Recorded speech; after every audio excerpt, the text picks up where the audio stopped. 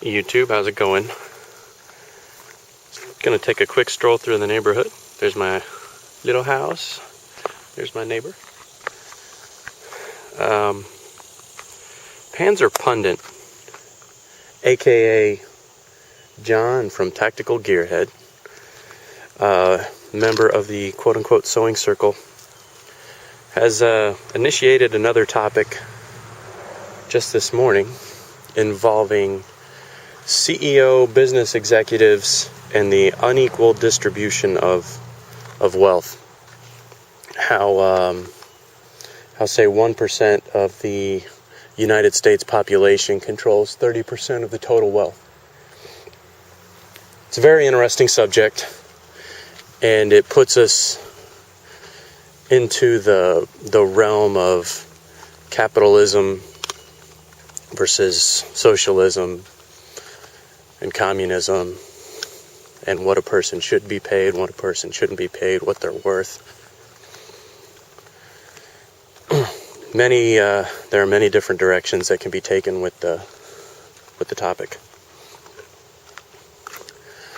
On the surface, it appears to be an establishment of the fiefdoms of old, where a lord is manager over a group of persons in an area. He owns the land, they cultivate the land, and he enjoys the wealth of it. And the people who physically do the cultivation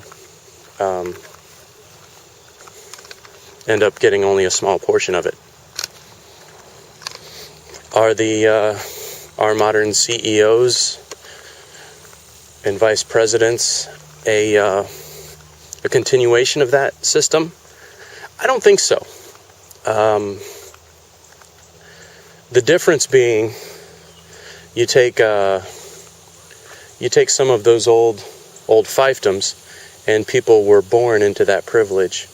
Their fathers before them owned that property, and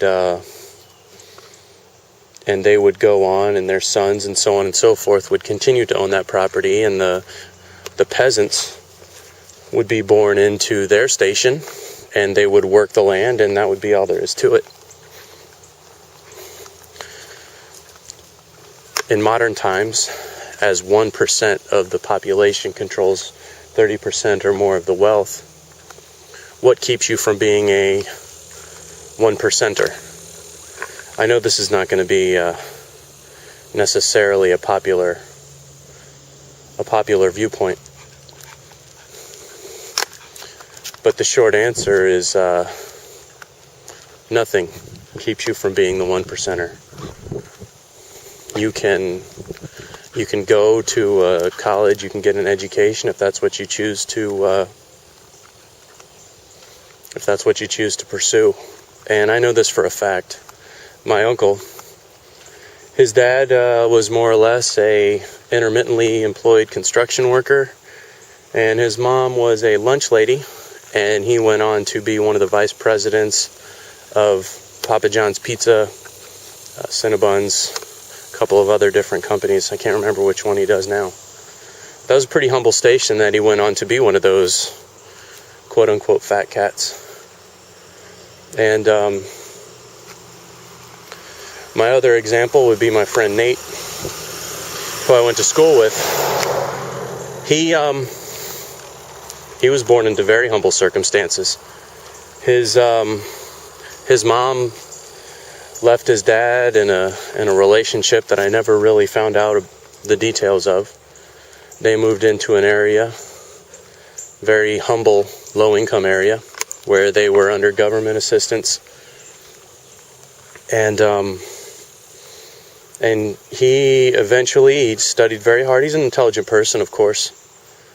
He went on to go to the Air Force Academy in Colorado and served for a while with the military, and he's gone on to become a G20 banker living in England. So it certainly can be done, and it's not necessarily something that we're locked into. And I don't believe that it's necessarily the government's place to dictate, okay, well, this is how much you should pay your people and this is how much they should get. Of course, that's just my perspective, and I definitely get on the other hand where you have the robber barons setting up on the far end of capitalism.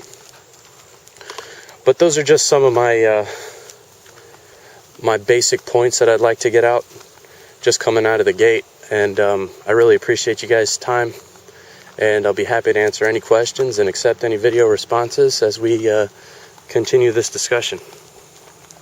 Thanks a bunch.